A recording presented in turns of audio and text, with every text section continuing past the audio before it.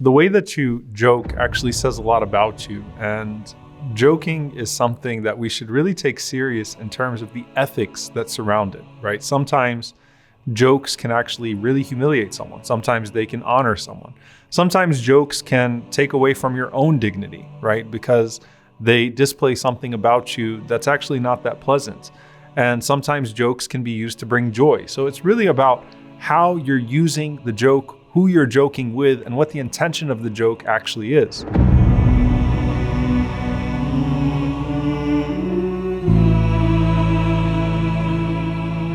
Now, the first time the Prophet ﷺ would joke with you, it would probably take you aback. Why? Because he's Rasulullah ﷺ, right? So you hold him in such high esteem as you should, sallallahu alaihi wasallam. You've seen him in such a noble way as you should, sallallahu alaihi wasallam. And the first time he jokes with you, you're going to be taken aback. And the Prophet ﷺ had that experience with some of the companions. So he would tell a joke, sallallahu alaihi wasallam, and some of the Sahaba said, "Ya Rasulullah, you're joking with us? Like, are you really joking with us?"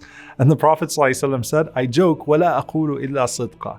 I joke, but I only speak the truth, even when I joke. So the first thing about the joking of the Prophet ﷺ is that the Prophet ﷺ, as-sadiq al-amin, the honest and trustworthy one, the truthful one, would not tell a joke with a lie in it, meaning he wouldn't deceive you with a joke.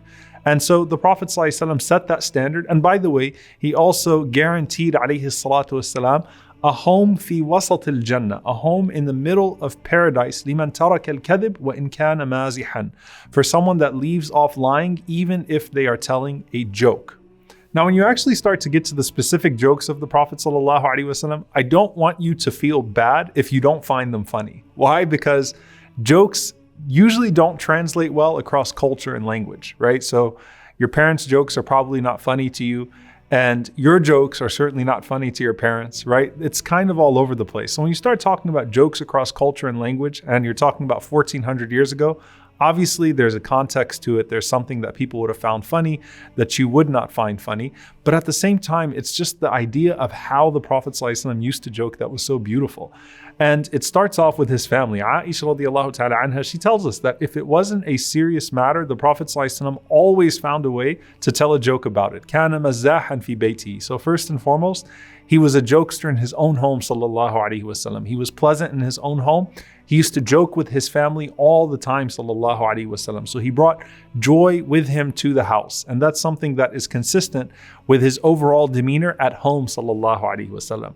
And the jokes that he would tell, they were intelligent, they were truthful, and he had a goal with his jokes. One, the Prophet ﷺ would use jokes as a means of bonding with you or relating to you. So he bonds with his family, ﷺ. He bonds with the youth in the community. He bonds with the children, ﷺ.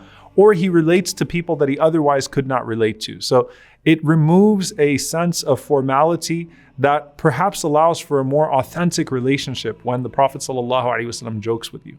The second thing the Prophet ﷺ does with his jokes is he diffuses tense situations. And that's something that's part of his genius, ﷺ. So when Fatima radiallahu anha and Ali radiallahu ta'ala anhu got into an argument, because that's what married couples do, they have arguments.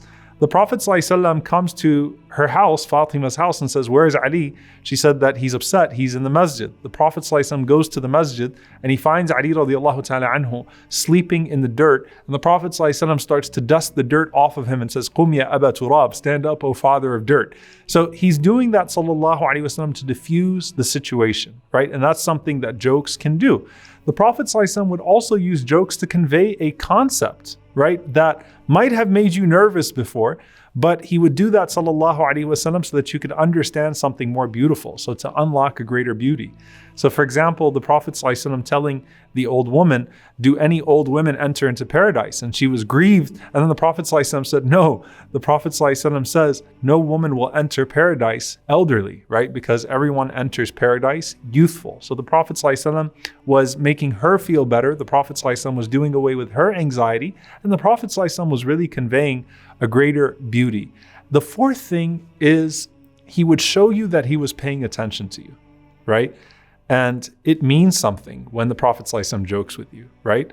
And so most of his jokes were actually with the downtrodden. Most of his jokes were actually with those that were overlooked.